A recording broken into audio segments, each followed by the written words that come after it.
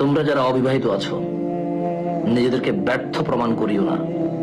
বিয়ে করলে তোমার মেয়ে বাচ্চা হলে মেয়ে শিক্ষিকার কাছে পড়াবা, ছেলে বাচ্চা হলে ছেলে শিক্ষকের কাছে পড়াবা।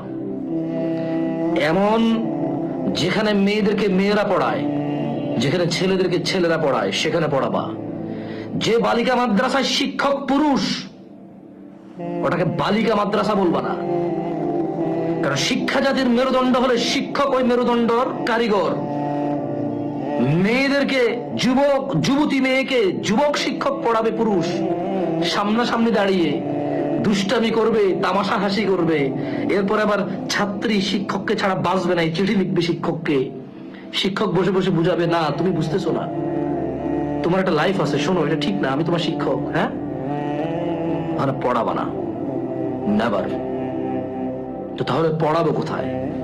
তুমি তোমার কর্ম ব্যবস্থা করো নাই, তুমি তোমার বাড়ির ব্যবস্থা করো নাই, তুমি তোমার যানবাহনের ব্যবস্থা করো নাই, তুমি তোমার খাওয়া দাওয়ার ব্যবস্থা করো নাই। তুমি তোমার মেয়ের জন্য ব্যবস্থা করতে হবে। যদি বলো যে আমি পারি না, তাহলে তুমি পারলা না, ব্যবস্থা তো করতে হবে। যেদিন তুমি সিদ্ধান্ত নিবা আমার মেয়ে বাচ্চাকে মেয়ে শিক্ষিকার কাছেই পড়াবো, সেদিন দেখবা এদেশে স্কুল মাদ্রাসাওয়ালারা দুইটা করবে স্কুল, একটা মেয়েদের একটা ছেলেদের। কারণ ও এটাই তার উপার্জনের মাধ্যম, স্কুল মাদ্রাসা পরিচালনা করা। সে তার উপার্জনের কোনো খাত ছাড়বে না। তুমি যেভাবে চাইবা সেভাবে সে প্রতিষ্ঠান দাঁড় করাবে। আল্লাহ আমাদেরকে বুঝার তৌফিক দান।